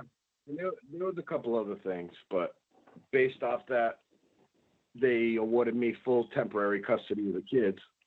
Mm-hmm. But when we went back to court, my lawyer suggested that I gave her another chance, which I did. And that's kind of been something that I regret doing, because instead of appreciating the second chance that I gave her, she's basically been retaliating ever since, which makes things difficult, Trying to find any ways to make you look like the unfit parent. Pretty much. Do you think she does that out of? You think she does that out of spite, or because of all the things that happened? She's always done things out of spite. I mean, she wasn't ready to leave the relationship when I broke up with her, so there's been some spiteful things. Because some mothers, they get upset, especially when a father wins custody of their children. That part. Yeah, that definitely upset her. And I wasn't doing it for any reason other than to keep my kids safe. You know what I mean? Yeah. But I think they were so mad they had to get rid of it. They were so mad they had to get rid of the pit bull. It turned into a bit of a war. I mean, the main goal is the kids. The kids are the most important out of anything. Absolutely. Absolutely. How's your son dealing with all of this? Is your son the oldest? My son's the oldest. He's going to be 9 in December 5th. How do you feel like he's taking it all in? I mean, they're pretty well-rounded kids. So obviously he saw more than his sister because, you know, he's older and we were together longer. Well, he was around. Mm-hmm. But, you know, there's the both sides, you know. But they know they got a good dad. They just know we're not good together. Yeah. Some relationships can be toxic like that for sure. The kids, they're smart, they're bright. They take an interest in my music and stuff like that. They're fans. They love their dad. They love their mom. So, you know, in that aspect, I think I made the right decision. Kids don't need to be around a toxic relationship. That's for sure. Oh yeah, Indeed. Yeah, that's 'Cause definitely. as much as we as parents would like to dismiss certain things that happen, you know, being a child myself from a broken home, you know, I still got memories of my mom getting stomped out and beat up by my dad, you know, and I couldn't even tell you anything that he ever told me of substance, but I can remember the physical abuse that went down in my house at 3 years old. So some of that stuff sticks with you forever. Some of that stuff kind of like it leaves a foul taste in your mouth Mm-hmm. because the impact that, you know, it can have on you. Yeah. I mean, I was always the type that if things were getting hot and heated, I'd try to leave. I'd just go top of my car and go. Mm-hmm. But a lot of times she'd chase me out of the house and stuff and throw stuff at my car. She's wild. She's wild. Mm-hmm. But I'd always try to avoid the situation. You know what I mean? Yeah. So it didn't get to that level. But, you know, some people feed off that stuff. Some people live to get in little arguments that excites them. So I don't know. I'm not like that. I like my peace. I like my serenity. Yeah. So it is what it is. So based on what the kids experience, do you explain to them at a certain point of time about the situation that's happening, or do you just try to brush it off and let them see something differently? Well, now that he's older, we've had some talks and stuff. There was a situation when he was a baby and she was chasing me out of the house, and I'm going out the door, and as I'm closing the door, she's trying to kick it open, and the glass in the door broke, and he got a little cut under his eye. You know what I mean? So that was where I knew it was, you know, it was about time to call it quits, and you know, I couldn't put my kids in danger to have any of that going on in my house. And even me, you know, I was a professional, and you know, my job was being put on the line because of all this stuff, and it still is. I mean, this stuff affected my career, unfortunately. Yeah. You know, of course, there's two sides to every story, but I like to call what was going on her side. She likes to play victim, but she's also, you know, the perpetrator of a lot of these things. So it is what it is. Did you ever find yourself in some instances where like you've seen the red flag? Because I've had some toxic relationships in my past, and like it was just like that odd moment that I'm just looking like, this bitch is crazy. and then like it'd be for the sake of the kid that I make a less better judgment call than a rational judgment call. Did you ever find yourself in those predicaments? Well, like I said before, I found out pretty early on that something wasn't right. In my opinion, she cheated on me while she was pregnant with my son. So, I mean, we were off to a rocky road. She got pregnant quick. That's crazy. Yeah. I mean, so you like chose you were talking about earlier, some people. So you chose to overlook the red flag just to be with her? She was already pregnant. Like I said, I take care of my responsibilities, so I was trying to do so. And, you know, she didn't have no place to go, really, so I tolerated it for a couple of years before calling it quits. We actually broke up at one point. I remember the date was the day the world was supposed to end. based on that Mayan calendar. I think it was December 21st, 2012. Oh, I remember that. And yeah. I basically sent her to her mother's house for the week. It was like a trial breakup to see if maybe she woke up and realized how serious things were getting. But she showed up on that night, December 21st, 2012, and I was getting ready to step out with a friend of mine, and she like hit the wall. She freaked out that I was going out with my friend, so she was like trying to stop me. But long story short, I ended up driving her back to her mother's house, and she wouldn't get out of my car, so I started beeping on the horn, and one of her sisters came out. She's actually a lesbian, pretty tough brother. But she goes, kick his ass. And she goes, I ain't going to kick his ass. I'm going to have him shot. So I'm like, oh, fuck. Wow. I did that pretty quick. But I never went home. I ended up still going out with my friends. But they came looking for me at my house, like 3 carloads deep. And they robbed my house. Oh, Luckily, wow. I wasn't home, and they probably would have tried to shoot me. Damn. Yeah, there was another instance of her playing victim when she was the one instigating the incident. That could have turned really bad, you know.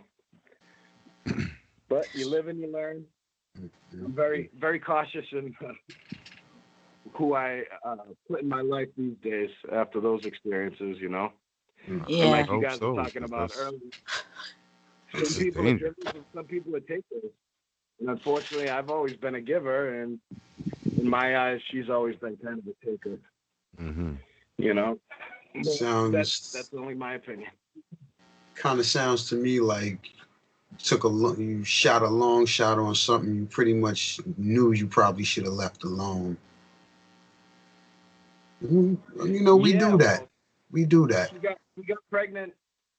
She got pregnant in the first week of knowing her. So you never really know somebody in the first week. No. You know, it's all lovey-dovey for the first couple of weeks. They say for the first the couple honeymoon. of years. But... The honeymoon is over. That's done. Right. That's done. It's That's done. why most probationary periods are 30 days, brother. Mm-hmm.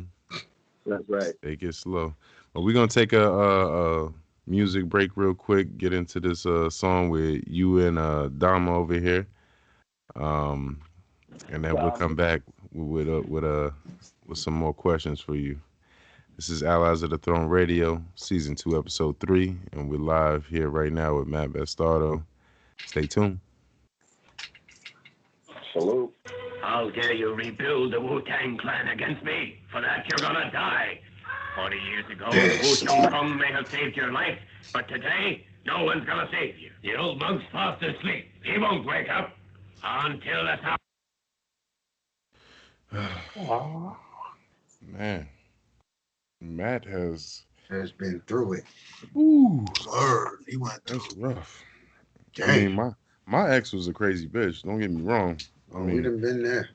But damn. We all been there, but god damn. I think I might have hit his ex.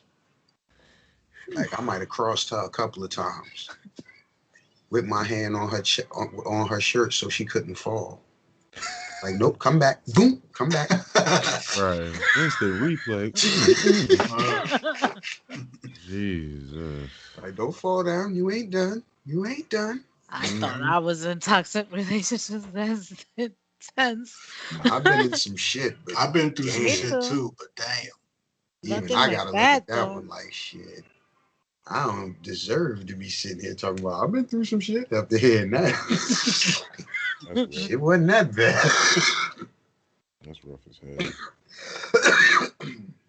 Yeah, I'm amazed that at least the kids are well-rounded after something like that. Yeah, he one of them type dudes. You hear his story and be like, you know what, bro? Bless your heart. Bless your heart, bro. Have a blessed day. You done been through it. You gonna be all right, though. No, you need something? I got you. Mm-hmm. And it's crazy because even in his own relationship, you know what I mean? He said it right there that he felt like he was a giver and all she did was take. Mm-hmm. He's seen exactly, it. He's seen it. He was watching it go down. That's exactly what those toxic relationships will do to you too. Right? And look at you like what? You act like you didn't know I was like this. Yeah, exactly. Like you should have been aware. That's fucking crazy. That's what they do, though. Yeah, usurper. All right, so for the second half of his interview, we're gonna hit our questions on him. All right. I guess we'll do one by one. Everybody take a question until we get to 9 o'clock. Okay. All right, cool. Anybody want to take the lead or? Yo, we're Smooth, man. He done disappeared into the background again. His microphone sucked him out of there. No, my mic be bugging. Yeah, now I'm talking about like your image is just like take you away, like totally, like you don't even be in the picture no more. I'm like, oh shit, this nigga Is AFK. he even there? Right. You gotta make sure he's breathing over there, son. See, he's gone now. Right, disappeared. CFK. Yeah, like your shit just be zipping you out. Look. Glitching. Like the Bionic Man. We got like 30 seconds on this song. Beats hard. See, that shit makes me want to go make a beat. You know what I'm saying? Yeah, I'm about to go write something like that. This is hard to death. My last breath. I killed it off. Think master dinner die. It's found. This is genocide. Cause I. All right. That's what I'm talking about. Get him, twin. Word. That was Matt Bastardo with Dama on the track. So shout to them. Good work, gentlemen. Sure. Yeah. We back on the second half of this interview with Matt Bastardo talking about his life and whatnot. It's been from what I can see, it's been a rough ride, man. And you know, I salute you for holding your head, staying committed to your children. Indeed. No doubt. But no doubt. Indeed, it has been a rough ride, but you know, there's been a lot of good points. Right. Now we do have some questions that we all kind of like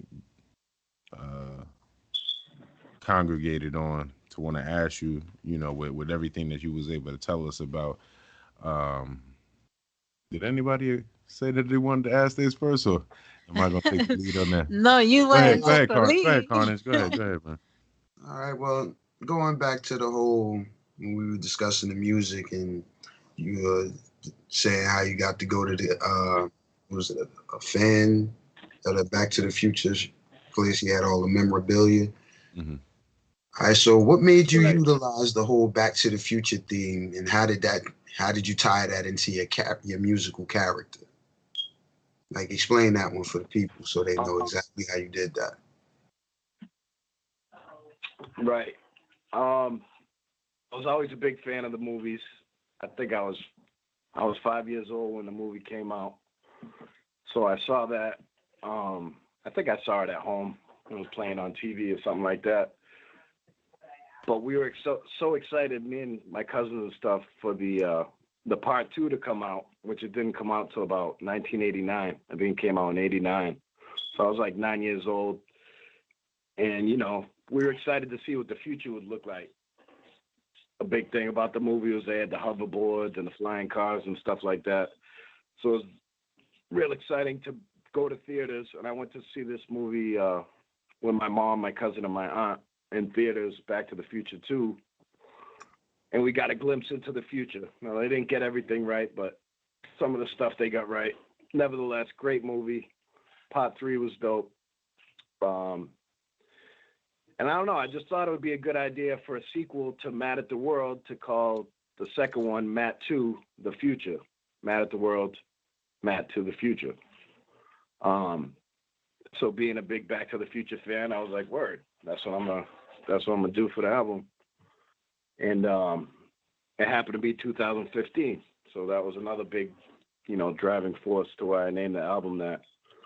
And another big thing is Marty McFly was somebody I looked up to as a anti-bully, which is something that I always related to.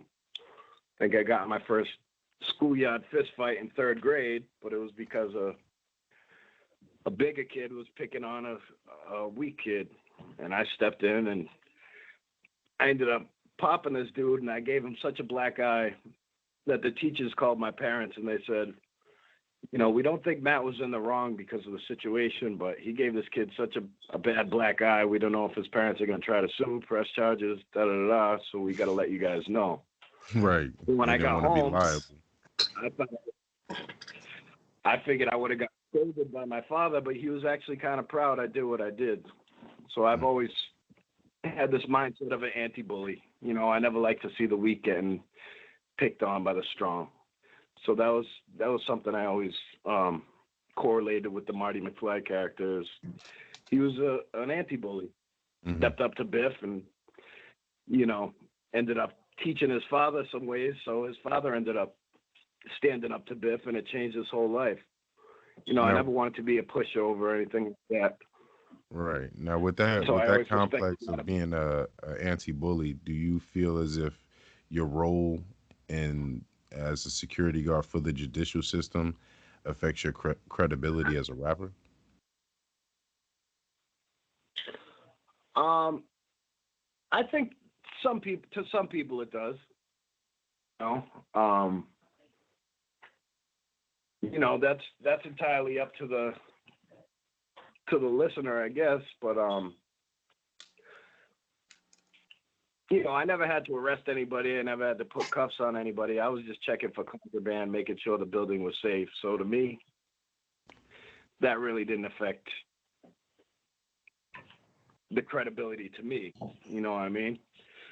Obviously, some people are going to look at it funny because it is rap music. And, you know, after 1992, it was pretty much gangster rap music. So street credibility was a big thing. Right. But I never hid it.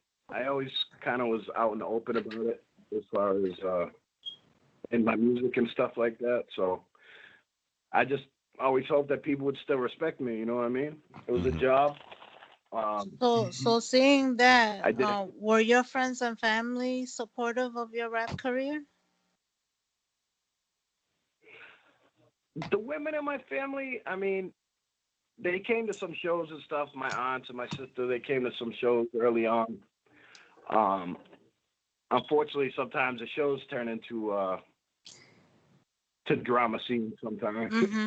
And we had a show at the Lucky Dog Music Hall, which is now closed, but it was like a legendary music hall in Worcester.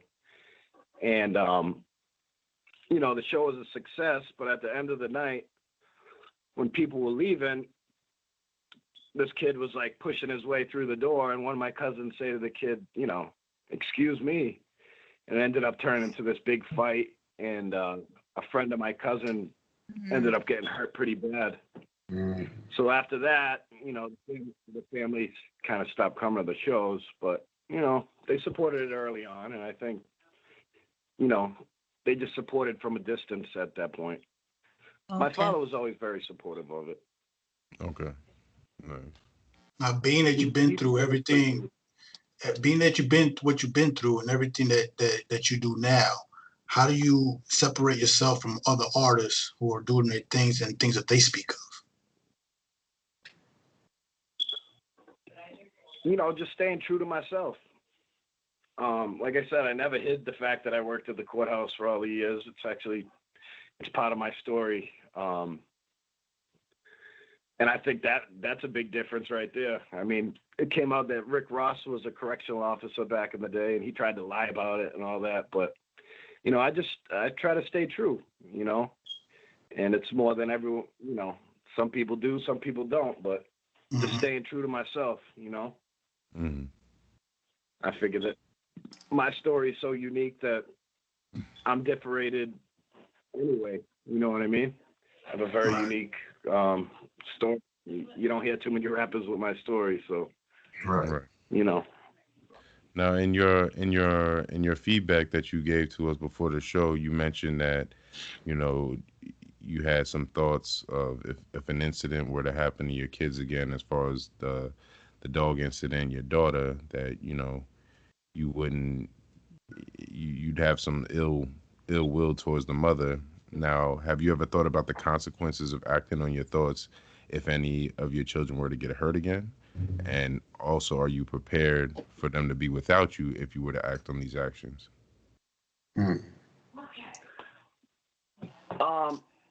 I don't think the ill will would be solely on my.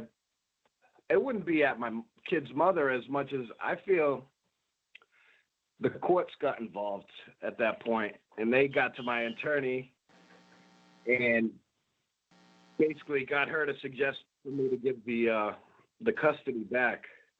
So I'd be pretty pissed at them, to be honest with you. You know, after seeing how things have turned out in the 3 years since giving the custody back, I almost wish that I didn't, you know? Yeah. Although it gives me more of a life co-parenting with her, and I'm able to, you know, have my time, and she's able to have her time when I have the kids. I do think about foul play being involved in my case as an employee. And there's been, I mean, I got a long story. The courts didn't look at me in a good light when they found out that I was a rapper. So I think at that point they tried to find a way to fire me, but being a pretty good employee, it was difficult for them. Mm-hmm. And they resorted to some sneaky tactics. And to be more than honest with you, I think I have quite the lawsuit as an employee against the courts. So I think they've done some things to maybe sway people's opinion of me. Mm-hmm. Defamation of character. I don't think they were prepared for me. Defamation of character. I don't think they were prepared for me to be super dad after the things that they held me accountable for. Even though I was never found guilty of anything, there were a couple of arrests made. And I was suspended for long amounts of time, and I was never reimbursed. So it's a long story. I don't want to get into all of it. But I think I have a pretty good lawsuit against them as an employee, and I think they got involved when I won the full custody with some foul play things. Now, do you utilize all that to display it in your music for your listeners and your audience, or do you have a specific demo that you choose to rap things to, you know, for them to listen to, or how they can relate to you? I mean, I don't like to talk specifics. The whole Mad at the World theme, though I spell it with my first name, Matt, M-A-T-T, I was basically mad at them, you know, for the way they conduct themselves as professionals. And, you know, seeing kind of the inequality as men in the family court courtroom. I had one of my best friends got married young. He had a daughter, and within a year of the marriage, he caught his wife cheating on him. And you know, when all was said and done, he had to pay child support and alimony, which I thought was really unfair. You know, marriage is a partnership. I feel like if one person, you know, goes outside of the marriage and decides to cheat, there should be no financial gain at the end of the day, other than, you know, for the kids. But the alimony, that always bothered me. And probably the reason I've never, you know, jumped ship and went ahead and got married myself. Mm-hmm. I felt it's unfair grounds, you know. So that's another part of the reason why I said Mad at the World, you know. It's an injustice. Right. And I think what they have nowadays is what they call a no-fault divorce, which has started in California and it's been adopted by many states, where there's no fault either way in the divorce, and you know, women usually get the alimony. So I feel like, you know, even on a car insurance policy, if you're drinking and driving and you crash that car, they're not going to pay you out. Right. So I feel like in the same thing with marriage is if you go outside the marriage, then sorry, you screwed up. this guy's free and clear, you know? Yeah, But that's that ain't supposed to exactly be a how it deal works. breaker. Tell you the Right, truth. right. Actually, no. I got divorced from my husband, and they give you a breakdown of how to divorce your partner. And adultery, you have to have text messages, videos. Yeah, you gotta have You solid gotta proof. prove that that person is cheating on you. Right? You gotta have all the proof. Might And as then well once have you the have R. You that, Kelly can't you tape right can't there just with you. say it. nah. Yeah, but what if But she admitted it? that was prior to the no fault divorce law. It used to be like that. But like I said, that no fault divorce started in California and it spread across many of the states. I don't know what state you got divorced in, but you know. New York. And I paid alimony. Yeah. You know, California seems to be the proprietor for some of the worst laws when it comes to marriage. Like, weren't they the ones that first came up with, yeah, well, if you filed for divorce in California, she's entitled to half. Didn't they start that? I believe California started that. The whole she gets I think half. so. California stopped a lot of these things. For sure. So let me ask you, being, you know, let's be honest, being a white rapper, do you feel as if you have a lot of explaining when dealing with artists who have experienced the negative side of the imbalance in the judicial system? Because a lot of artists speak from a point of unfairness, that they've been treated differently. You know what I'm saying? So I I I don't Right. think unless they know you or hear your story that they're gonna immediately write it off that you can relate to them. Right. Unless you know my story, no. But I also speak from a place of being treated unfairly and based off the fact that I'm a hip hop musician. So it's like I was thrown into a group and judged based off of that. So, I mean, yeah. I think, you know, all laws should be equal. Men and women, black and white. And I've always been a, you know, advocate for the black community. When I lived in Millbury, and unfortunately, some people that brings a negative stereotype, which I think is wrong, you know? I've also been judged on things that other people have done that might be associated with me. So I think every man should be judged on his own merit, not anything someone he knows did. You know what I mean? Especially when I was never doing crimes with anyone, I was doing rhymes. So what they do on their time should have nothing to do with me. Right.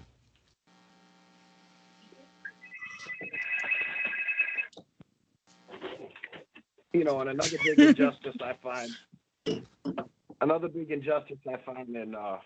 in the court system, from what I've seen working there for 20 years, is that anyone can accuse someone of anything, pretty much. But if you can prove that that person that accused you is lying, in Massachusetts anyway, they're never held to perjury, which leaves us all in danger, basically, of being accused of anything, you know? And sometimes when you're successful and stuff, people will say anything to get that money at the end of the day. So I think, you know, of course we all need to be protected, but we need to be held accountable for what we say. And if it can be proven the other way, then they should be held accountable. And, you know, charges should be pressed.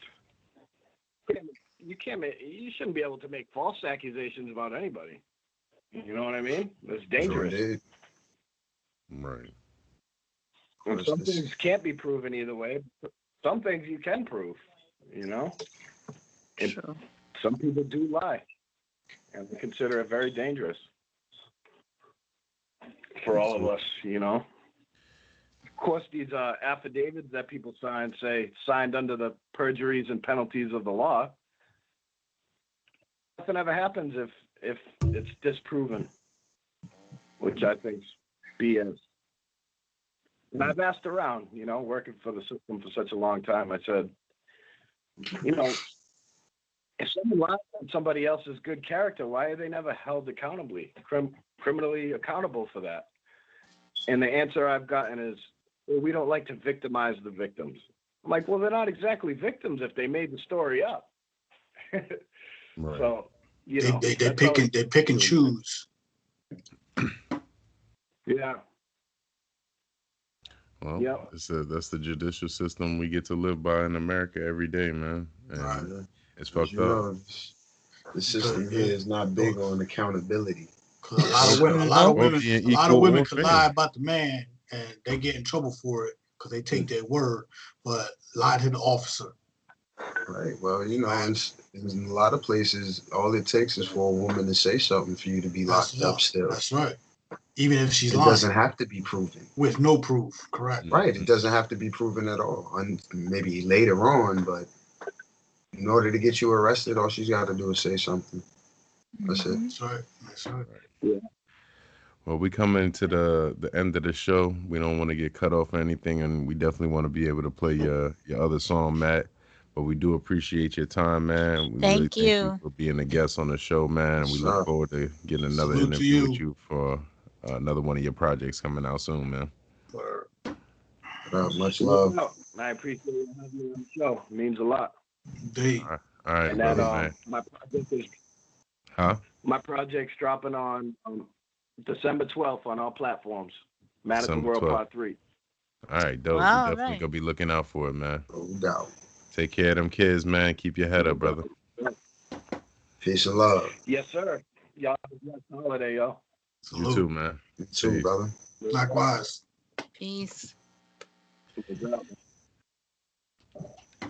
And as we come to the end of our wonderful show here, it was very informative, very emotionally driven. I can tell you that, man. 'Cause yes. Whenever you involve children, whenever you involve exes, whenever you involve family members, it's always going to draw some kind of emotion that we all can relate to. And like I said, that's what we about here, man. Drawing the reality out, and you can kind of see, this man creates music as his release. He creates music as a way to talk about his own perspective, because on the surface, like he said, he's judged, but in retrospect, he's got a way to express himself, to explain himself, to be able to tell his side of the story without being biasly, separated from the genre in general, because they don't feel like that he experienced the same struggles and upheavals. But yeah, he got this track called Hey Yo, so we're gonna play that to close out the show. Again, this is season 2, episode 3 of Allies of the Throne Radio. I'm your host, Rest100, if you didn't already know, with Karnage, Cashman, Miss Lena, and Smooth Maz Beats. And we look forward to seeing you guys Saturday, as we have another special guest on the show. Yeah. And the topic of discussion will be womanizers, and that's going to be a good show, man, because we gonna have some fun on set. we got a lot to talk about. Some womenizers. Got a lot to talk about. Indeed, yeah, we gonna definitely dig deep into that topic on Saturday. For sure. And special thanks to our sponsors again, Rest100.com and Wave Runners Publishing, because again, without them, we wouldn't have a platform to speak our mind. You need a clap machine. You said you need a clap. Oh, there you go. He needed an applause. That's what he's we like. need that applause button. Not the other clap. If they got a machine for that, we in trouble. Right. You better get some medication for that. Hold on. Your wish is our command. We'll get you an applause going. There you go. There you go. We got you an applause. All right. We got you an applause. Like I said, we gonna close the show out with Matt's song Hey Yo, and we look forward to y'all tuning in Saturday 7 p.m. to 9 p.m. Eastern Standard Time, and this is Allies of the Throne Radio. Peace. Peace. Peace and love.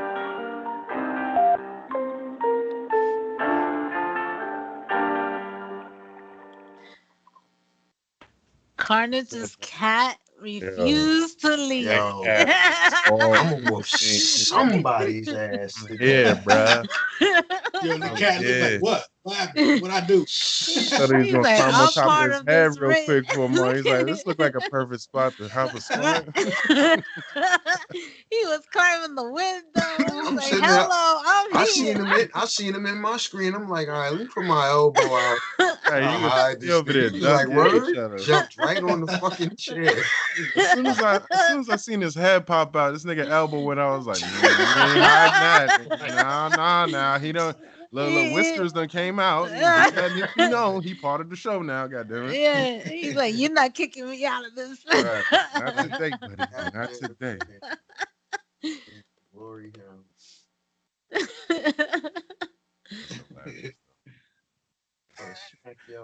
Look at his He look like what? Like, yeah, like, what you gonna do? What don't you do? He's like, I own it. He said, come give me some tuna, nigga. The show's over. Yeah. oh, snap. Your ass ain't never starved.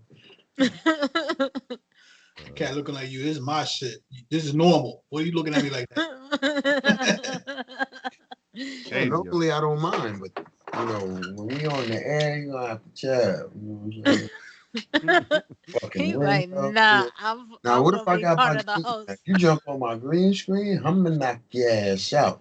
Start seeing shadows and shit. Trying to Could you climb that imagine sitting there and see the green screen just? I'd be like, oh, hell no! I turn the camera off. Hell no! I'll be back. See the cat come flying back with his feet in the air and shit. I done told you, nigga. He'll box you up. And he wants to be on the show. He like, all right, you ain't talking about shit. I'm gone. I can see a cat going to you like, what up, meow? What up, meow? Right. I'll be like, word, you gonna swing on me? How that litter box getting changed? Hey, shit. If he anything like my cat, he just starts shitting on the floor. He's like, fuck you. You don't want to change it? Now you got to clean the floor. You'll find yourself in the woods some fucking way.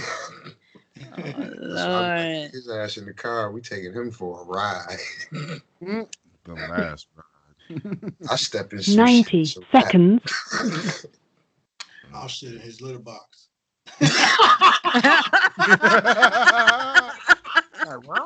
Oh, hell no. This nigga done lost his mind. Right?